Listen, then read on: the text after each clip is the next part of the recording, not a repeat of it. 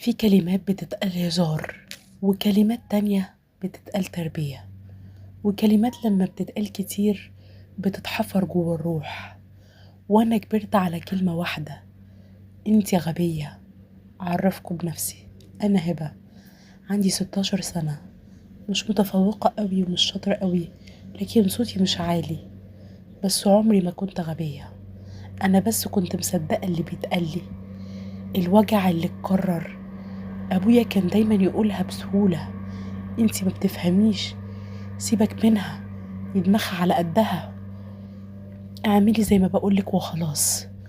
وكان دايما يقول كده قدام الناس، قدام اخواتي وقدام نفسي، وانا كنت بسكت واقرع نفسي ان دي حقيقة. دخلت المدرسة وانا مهزومة. المدرسة اللي شافت فيا حاجة غيرت اللي اتقال كله. دخلت حياتنا مدرسة عربي اسمها مس نجلاء، كانت بتبص في وشوشنا مش في الكشاكيل بس. وفي حصة التعبير قالت لنا: اكتبوا عن حاجة وجعتكم. كتبت من غير تفكير ومن غير أي حاجة.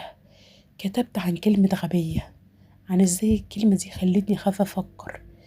اللحظة بقى اللي غيرت كل حياتي إن بعد الحصة المس قالت لي: استني يا هبة. قلبي وقع، افتكرت هتزعقي على اللي أنا كتبته. مسكت الكشكول وقالت بهدوء: انتي مش غبية على فكرة، انتي ذكية، بس محدش سمعك قبل كده. الجملة دي عملت فيا اللي سنين ما عملتوش. الاختبار اللي ما كنتش فاكراه افتكرت ان انا نفسي اعديه.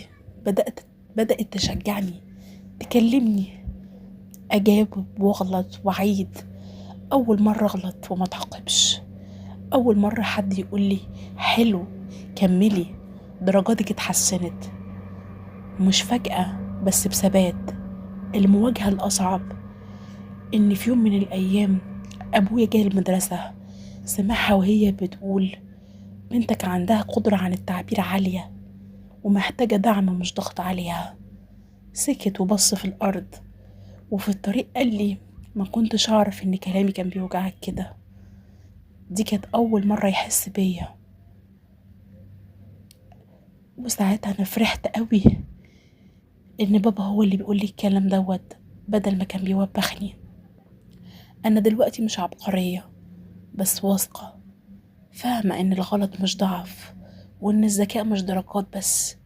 وأهم حاجة اتعلمتها إن في ناس هتحكم عليك من خوفها، في ناس هتشوفك بعينك انت مش بعينهم. لو حد قال لي غبية، كسولة، مش نافعة، افتكري: يمكن المشكلة مش فيكي، يمكن في اللي معرفش يسمعك.